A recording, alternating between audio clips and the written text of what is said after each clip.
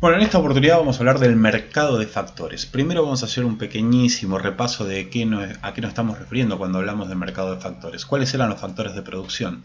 Tierra, capital, trabajo y muchos autores hablan de un cuarto factor que es la capacidad empresarial. La tierra vendría a ser el espacio físico, los recursos naturales con los que se cuenta para producir.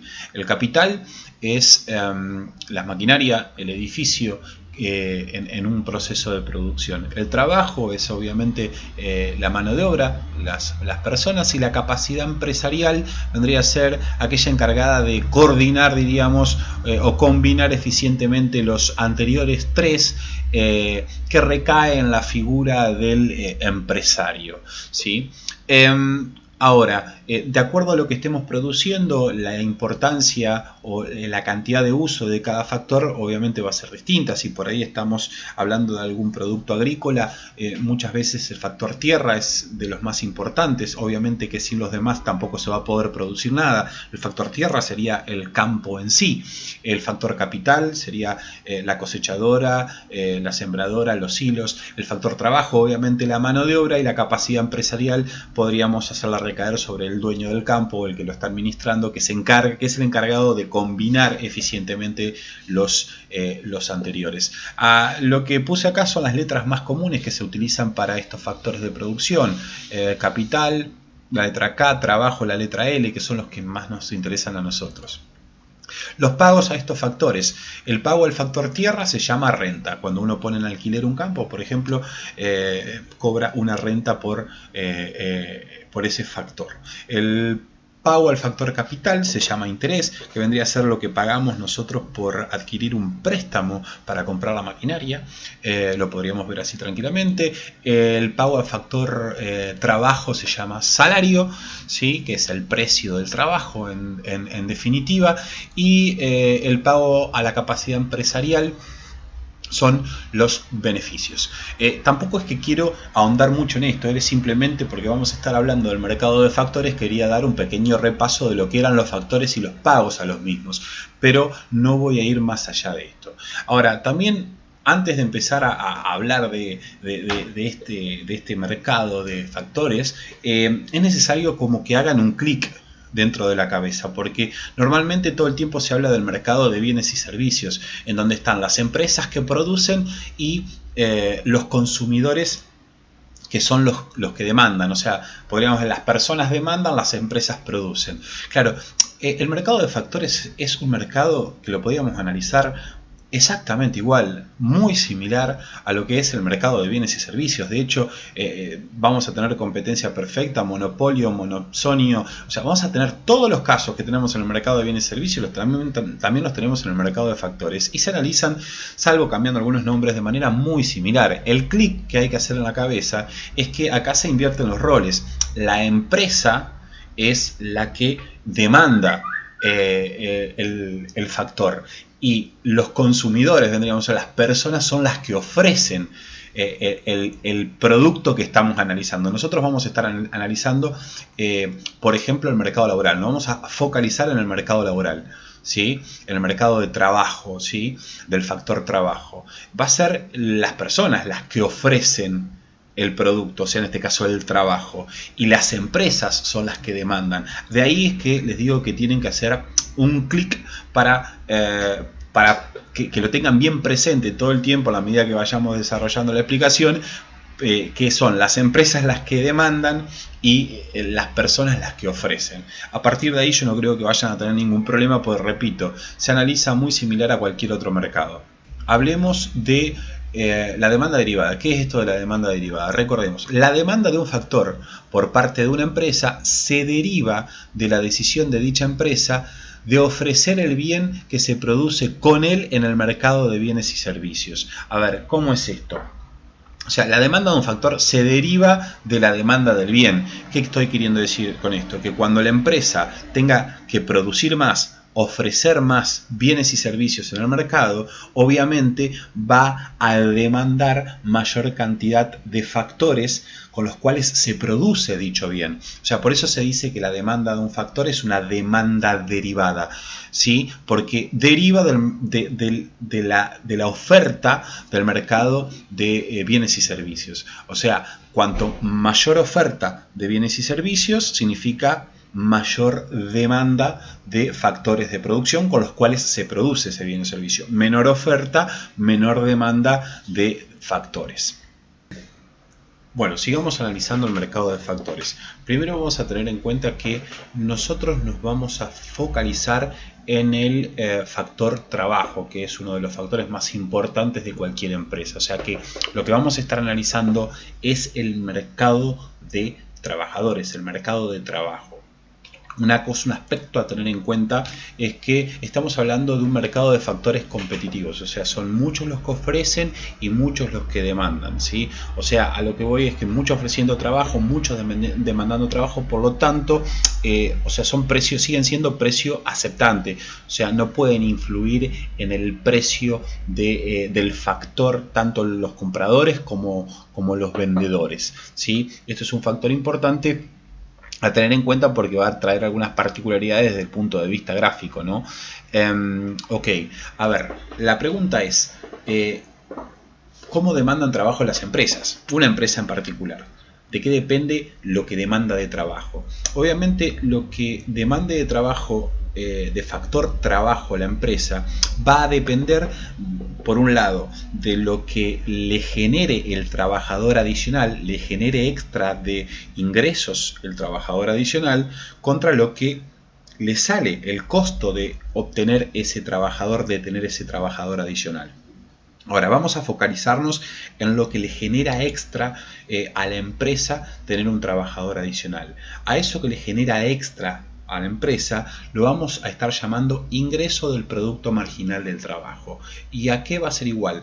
Vamos a tener que distinguir entre dos términos: el ingreso del producto marginal del trabajo y el valor del producto marginal del trabajo. Y ahora voy a las diferencias. Si se fijan, ¿de qué depende lo que le genera extra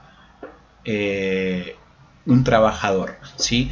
Productividad marginal del trabajo por el ingreso marginal. Analicemos esto. Lo que te genera extra en unidades un trabajador se llamaba productividad marginal del trabajo. Recordemos el concepto. La productividad marginal del trabajo es lo que te varía la producción cuando contratás una unidad más de trabajo. Si después a lo que te varía la producción por contratar esa unidad adicional de trabajo la terminas vendiendo, la vendés, la multiplicás por el precio o por el ingreso marginal, ahora vamos a marcar la diferencia.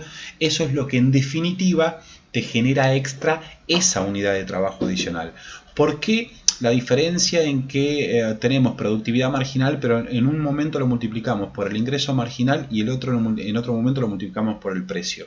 Porque se pueden plantear dos situaciones: que la empresa que produce el bien o servicio pertenezca a un mercado o competitivo o un mercado no competitivo, de competencia imperfecta, diríamos monopolio o oligopolio. Recordemos que cuando una empresa, en el mercado del bien, no del factor, cuando una empresa pertenece a un mercado competitivo de competencia perfecta, ¿sí? Es precio aceptante y vende todas las unidades al mismo precio. O sea que lo que le varía el ingreso por vender una unidad adicional es igual al precio. Recordemos que en competencia perfecta, precio es igual al ingreso marginal. Entonces, en un mercado competitivo, ¿sí? En un mercado competitivo, lo que genera extra cada trabajador adicional, ¿sí?, está representado por el valor del producto marginal de trabajo. O sea, la productividad marginal de ese trabajador multiplicada por el precio de venta, eso sería lo que te genera extra cada trabajador en un mercado competitivo. Mientras que en un mercado no competitivo, recordemos que si la empresa participa de un mercado monopolio, por ejemplo, el monopolio, si quiere vender unidades adicionales, tiene que andar bajando el precio. Y cuando bajaba el precio, por un lado ganaba más, el ingreso le aumentaba porque vendía más unidades, pero por otro lado el ingreso se achicaba, porque el ingreso total se achicaba porque las unidades que estaba vendiendo antes las tiene que vender más baratas. Entonces ahí ya precio e ingreso marginal se distanciaban, diríamos. Entonces, si la empresa pertenece a un mercado no competitivo, ¿sí?, el ingreso por vender una unidad adicional se llama ingreso marginal. Y si pertenece a un mercado competitivo la empresa, en el mercado de bienes y servicios estamos hablando, el ingreso adicional es igual al precio. Entonces, acá la primera distinción entre ingreso de la productividad marginal del trabajo y valor de la productividad marginal del trabajo. ¿Cuál es la diferencia? En que el ingreso de la productividad marginal del trabajo se refiere a cuando la empresa actúa en un mercado de bienes no competitivo, y valor de la productividad marginal del trabajo se refiere a cuando la empresa interviene en un mercado de bienes competitivo o de competencia perfecta. Llevemos esto a un análisis gráfico, grafiquemos esto para que entiendan un poco más y después les hago un resumen por si no quedó claro lo que dije anteriormente. A ver, si llevamos a la parte gráfica, si graficamos el ingreso de la productividad marginal de trabajo y el valor de la productividad marginal de trabajo, noten que son decrecientes, ¿sí? ¿Por qué decrecientes? Ambos dos son decrecientes, porque recuerden, por un lado, la productividad marginal del trabajo era decreciente por la ley de rendimientos marginales decrecientes. Recuerden que la empresa cuando comenzaba a operar la empresa, ya había entrado en vigencia la ley de rendimientos marginales decrecientes. Eso lo vimos en el video de producción, ¿sí?, de producción de corto plazo. Dado que incorporar un trabajador adicional, si bien te incrementa la producción, pero cada vez te la incrementan menos, en menos. Entonces estamos hablando que la productividad marginal del trabajo es decreciente. Y por un lado, el ingreso marginal, o sea, el ingreso obtenido por vender una unidad adicional, también era decreciente. O sea que si estamos en un mercado monopolístico, un mercado de competencia imperfecta, ¿sí?, esta curva es decreciente. Obviamente también fíjense que si comparamos la demanda de trabajo de una empresa competitiva contra una no competitiva, la no competitiva va a caer por dos lados. La no competitiva va a caer porque cae la productividad marginal del trabajo, es decreciente, y el ingreso marginal también es decreciente. Aparte, tengamos en cuenta que el monopolio, por ejemplo, produce menos unidades que en competencia perfecta, por lo tanto demanda todavía menos trabajadores. Ahora, si la empresa es competitiva, que nosotros nos vamos a focalizar en la empresa que participa en un mercado de competencia perfecta, se llama valor de la productividad marginal del trabajo, y también es decreciente, porque si bien el precio que cobra la empresa es siempre fijo, ¿sí?, el precio no se mueve, o sea, cuando vende una unidad adicional, la empresa de competencia perfecta recibe el precio del producto, que es igual al ingreso marginal en ese caso. La productividad marginal del trabajo sí lo es. Entonces, participe en el mercado que participe la empresa, si ya sea un monopolio o sea una empresa de competencia perfecta, siempre el ingreso de la productividad marginal del trabajo o el valor de la productividad marginal del trabajo son decrecientes, porque el producto marginal es decreciente principalmente. En el caso de la empresa competitiva el precio es fijo, siempre el mismo, pero en el caso del monopolio el ingreso marginal también es decreciente, ¿sí? Entonces, lo que acabamos de ver es precisamente la demanda. Esto que está acá, en definitiva, estas curvas son en definitiva la demanda de trabajo de una empresa, y vemos que la empresa va a demandar trabajo de acuerdo a precisamente al ingreso que le generen esos trabajadores, que ese ingreso que le generan esos trabajadores, ¿sí?, si nos focalizamos en una empresa competitiva, como lo vamos a hacer, se llama valor de la productividad marginal del trabajo, y se obtiene haciendo la multiplicación entre el precio al cual vende el producto multiplicado por la productividad marginal de ese trabajador, o sea, lo que le incrementó la producción ese trabajador multiplicado por el precio del producto, ese sería el ingreso que le generó ese trabajador a la empresa.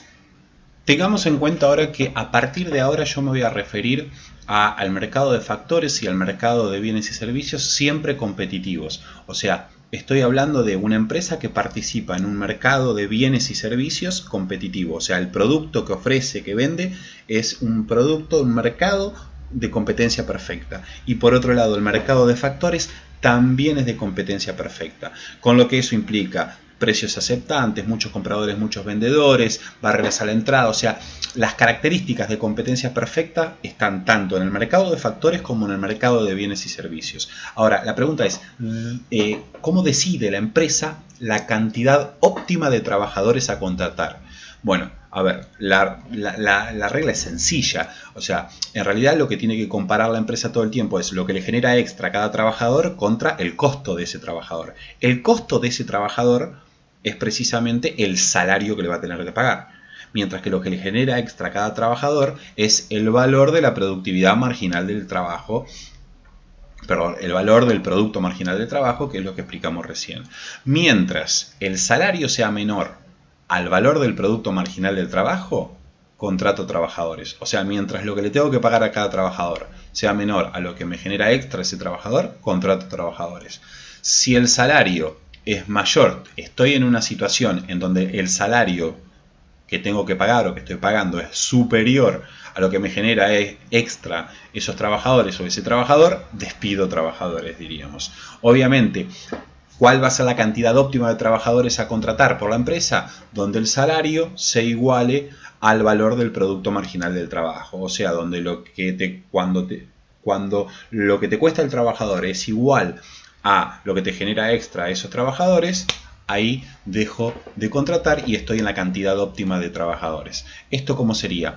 Por un lado tengo la curva de demanda de la empresa, que vendría a ser el valor del producto marginal del trabajo, y por otro lado tengo el salario, que el salario vendría a ser en definitiva la curva de oferta de la empresa, ¿sí?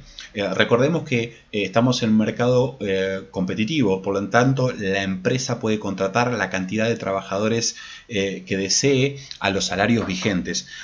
Por lo tanto, esta curva se transformaría en la curva de oferta a la cual se enfrenta la empresa, diríamos, que está a la altura, precisamente a la altura del salario. Si el salario fuera si este fuera el salario, y esta es la demanda de trabajadores de la empresa, mientras el salario esté por debajo del valor del producto marginal del trabajo, contrato trabajadores. Entonces, ¿hasta dónde voy a contratar trabajadores? Hasta que se iguale el salario con el valor del producto marginal del trabajo. Que esto sucede donde se cruzan las curvas, obviamente. Y esta sería la cantidad óptima de trabajadores a contratar. A ver, ¿qué pasa si tengo contratado L1 trabajadores? Bueno, a ver, ese último trabajador que contraté me generó un ingreso, le generó a la empresa un ingreso adicional de este valor que está acá, que es en definitiva el valor del producto marginal de trabajo. Ahora, lo que le conviene a esta empresa es seguir contratando trabajadores. ¿Por qué? Porque los ingresos que le están generando a los trabajadores está por encima del salario o el costo. Y al contrario, si yo tengo esta cantidad de trabajadores en la empresa, veo que esta cantidad de trabajadores me está generando, este último trabajador me está generando una productividad, un ingreso adicional más chico que lo que le estoy pagando. En este caso debería despedir trabajadores. Obviamente, entonces, la cantidad óptima de trabajadores a contratar por la empresa está donde el salario, o sea el costo, se iguala a el ingreso que te genera ese trabajador, o sea, el valor de la productividad marginal de trabajo. Analicemos otra situación antes de cambiar de filmina. Supongamos que estamos en esta situación, o sea, este es el salario de mercado, o sea, la oferta, y esta es la demanda de trabajo de la empresa. Obviamente, la cantidad óptima a contratar es L1, donde el salario se iguala al valor de la productividad marginal del trabajo. Ahora, ¿qué sucedería si los salarios bajaran? ¿sí? Si bajan los salarios, o por una expansión de la oferta sería esto, si bajan los salarios, obviamente la empresa estaría en una situación en donde podría contratar más trabajadores, o sea, la cantidad óptima de trabajadores a contratar sería superior. ¿Por qué? Porque con esta cantidad de trabajadores, ¿sí?, el ingreso que le genera el trabajador adicional, o sea, el valor de la productividad marginal de trabajo, quedó por encima del costo ahora, o sea, por encima del salario. Entonces podría contratar trabajadores adicionales. Nuevamente, ¿hasta dónde va a contratar trabajadores adicionales? Hasta que el valor de la productividad marginal de trabajo se iguale al nuevo salario de mercado, que es en este caso un salario más bajo. Y otras cosas que le quería marcar, y para eso, para marcarles esto, voy a utilizar ya una recta en vez de una curva. Tengo acá el valor de la productividad marginal del trabajo, tengo el salario de equilibrio, o sea, el salario de mercado. La empresa está contratando la cantidad óptima de trabajadores, esta que está acá, ¿sí?, el estrella, ¿sí?, está en una situación de equilibrio. Ahora, ¿qué representa esta área que tengo marcado acá? Si se fijan, cada trabajador, lo que te genera extra, está representado por donde pega en esta curva, en la curva de demanda, y esto es lo que te genera extra cada trabajador. Entonces, en definitiva, toda esta área que está acá vendrían a ser el ingreso total que te generan los L, estos trabajadores. O sea, estos L trabajadores te generan toda esta área de ingresos. ¿Por qué esta vendría a ser el área de ingresos? Repito, porque supongamos acá el trabajador número 1, ¿qué ingreso adicional te genera? Me voy hasta la curva de demanda, donde pega la curva de demanda, acá está lo que te genera extra ese trabajador. Y el trabajador 2, nuevamente, y el trabajador 3, así sucesivamente. Si sumamos, o sea, cada trabajador lo que me genera extra, que está representado por esta curva, toda esta área sería el área de ingresos totales de la empresa por contratar esta cantidad de trabajadores. Ahora, este rectángulo que está abajo estaría representando el costo, ¿sí? Porque si yo multiplico la cantidad de trabajadores que estoy contratando por el salario que les pago, en definitiva todo este rectángulo que tengo acá sería el área de costos. Entonces esto es el área de ingresos, esta sería el área de costos, por lo tanto el triángulo de arriba, ese verde que acaba de quedar, vendría a ser los beneficios que me están generando los L asterisco trabajadores que estoy contratando. Ok, analicemos el mercado de factores en equilibrio. Por un lado, recordemos primero y principal de que estamos hablando de mercados competitivos tanto por el lado del mercado de factores como por el lado del mercado de bienes y servicios. Por un lado vamos a tener el mercado en general de factores, en donde va a tener una demanda de mercado de factor trabajo, ¿sí? Que la demanda de mercado de trabajo no es otra cosa que la suma de las demandas individuales de cada una de las empresas, que estaba representada, recordemos, por el valor del producto marginal del trabajo.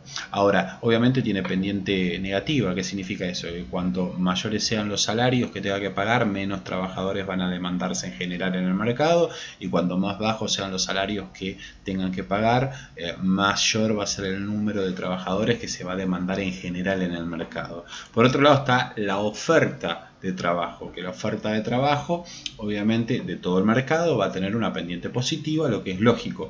Cuando los salarios sean bajos, la cantidad de personas dispuestas a ofrecer su trabajo va a ser baja, y a medida que vaya subiendo el salario, las cantidades de personas dispuestas a trabajar, a ofrecer su trabajo en el mercado laboral va a ser mayor. Por eso es lógico que tenga pendiente positiva. Obviamente en el mercado se juntan la gran masa de oferta y de demanda, y de ahí sale el precio de equilibrio, en este caso el salario de equilibrio, pues estamos hablando del factor trabajo, ¿no? De ahí sale el salario de equilibrio y la cantidad que se va a demandar en general en la economía, ofrecer y demandar en general en el mercado laboral. Ahora, esto es por el lado del mercado. Ahora, ¿qué sucede por el lado de la empresa? Una de las empresas, ¿sí? Una de las empresas, recordemos que la empresa en particular tiene su propia demanda, diríamos, de trabajo, que está representada por la curva del valor del producto marginal del trabajo. Y por otro lado, la empresa está compitiendo en un mercado, es un mercado de factor de competencia perfecta, por lo tanto es salario aceptante. La empresa acepta el salario de mercado, sabe que puede conseguir la cantidad de trabajadores que quiera a los salarios vigentes de mercado. Por lo tanto, la curva de oferta, diríamos, a nivel empresa sería una línea recta horizontal a la altura del salario de mercado. Entonces, la empresa, como decide, acepta el salario de mercado, ¿sí? Y decide la cantidad óptima en donde ese salario se iguala, como vimos anteriormente, al valor de la productividad marginal del trabajo.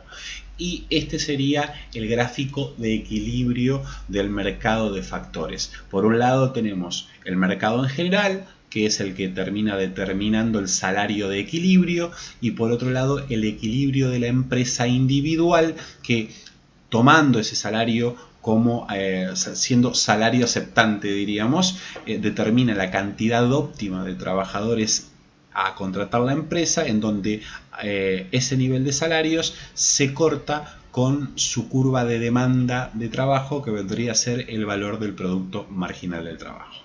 Ahora analicemos los desplazamientos de la oferta y de la demanda de factores. Empecemos por la oferta. ¿Sí? Tenemos un mercado que está en equilibrio, la empresa también está en equilibrio, obviamente, o sea, tenemos una oferta de mercado de trabajadores, una demanda general de mercado, el salario de equilibrio es W, la empresa toma, es aceptante de ese salario de equilibrio, y aquí tenemos la demanda individual de la empresa, que vendría a ser el valor del producto marginal del trabajo, y la empresa está contratando L trabajadores, que es la cantidad óptima de trabajadores.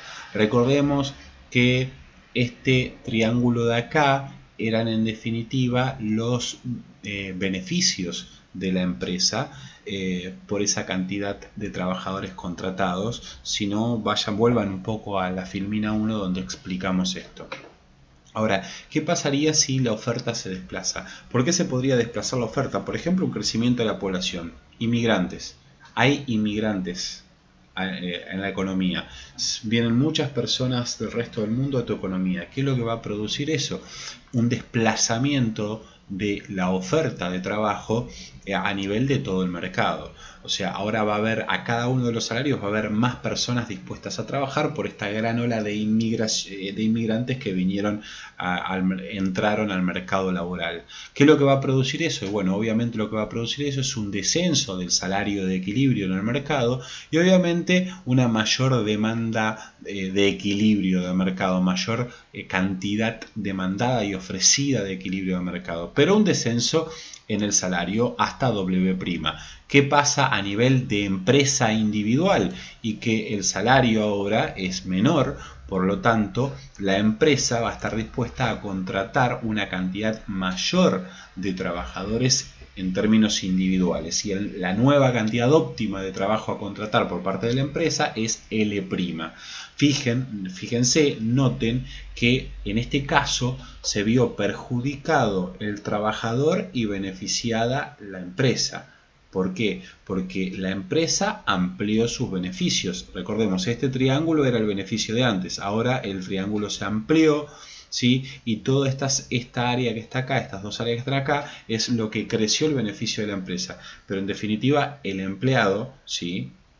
O sea, el oferente de trabajo se vio perjudicado porque el salario descendió. Veamos ahora los desplazamientos de la demanda en el mercado laboral, ¿sí? Tenemos una situación de equilibrio, el mercado laboral, acá tengo representado todo el mercado, nuevamente acá una de las empresas del mercado, y recordemos que la demanda de trabajo a nivel de todo el mercado no es otra cosa que la suma de las demandas individuales de cada una de las empresas, que está representado por el valor del producto marginal del trabajo. ¿Por qué motivo se desplaza la demanda? Hay dos motivos. Recordemos, entonces la demanda está representada por el valor del producto marginal del trabajo, que tiene dos componentes, el precio y la productividad marginal. O sea que si varía el precio del producto en el mercado, o si varía la productividad marginal del trabajo, cualquiera de las dos razones desplazaría la demanda. Supongamos que hay una mejora tecnológica. Una mejora tecnológica aumenta la productividad marginal del trabajo, se aumenta el rendimiento de los trabajadores. Entonces esto desplazaría la demanda de trabajo, la desplazaría hacia la derecha, ¿sí? Otra razón por la cual se desplazaría hacia la derecha, por ejemplo, sería que aumente el precio del producto en el mercado. Por ejemplo, si una empresa se está dedicando a producir software y el precio del software en el mercado sube, entonces el rendimiento, lo que te genera extra cada trabajador, también va a subir, porque al subir el precio del producto está subiendo también lo que te genera extra cada trabajador, porque ahora vendes ese producto que te está generando extra el trabajador, lo estás vendiendo a un precio mayor. Entonces esto también desplazaría la curva de demanda hacia la derecha. Entonces vamos a suponer alguno de esos movimientos. Supongamos que hay una mejora tecnológica o que sube el precio del producto en el mercado. Cualquiera de esos dos motivos te desplaza la demanda general del mercado, te la desplaza hacia la derecha. ¿Por qué? Porque individualmente cada demanda particular de cada empresa se desplazó hacia la derecha, o sea, el valor del producto marginal del trabajo aumentó. Entonces, tenemos un desplazamiento de la demanda en general en el mercado. Obviamente, ¿qué va a pasar a nivel de mercado? El salario va a subir, el salario de equilibrio de mercado va a subir y lo que se va a terminar, la cantidad demandada y ofrecida en general en el mercado también va a subir. A nivel empresa, la empresa va a tomar este nuevo salario como el salario de mercado, es salario aceptante, precio aceptante en la empresa, y lo que va a estar pasando obviamente es que la cantidad óptima de empleados a contratar individualmente por cada empresa también va a ser mayor. Noten que a diferencia del caso anterior, en este caso se ven beneficiados los dos, ¿sí? Porque el trabajador se ve beneficiado porque el salario de equilibrio sube y la empresa también se ve beneficiada porque los beneficios aumentan. Fíjense que el área de beneficios, que es este triángulo, aumentó con respecto a lo que era el inicial.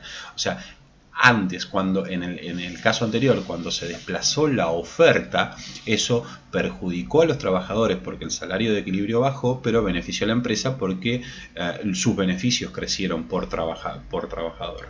En cambio, cuando se desplaza la demanda hacia la derecha, en este caso, se ven beneficiados ambos, porque el salario de equilibrio en el mercado sube y porque los beneficios obtenidos por los trabajadores contratados por parte de la empresa también suben. Estos son los movimientos principales que tienen las curvas de oferta y demanda laboral. Mi nombre es Maximiliano López, licenciado del Departamento de Economías y Finanzas de la Universidad Argentina de la Empresa, y espero que este video les haya sido útil.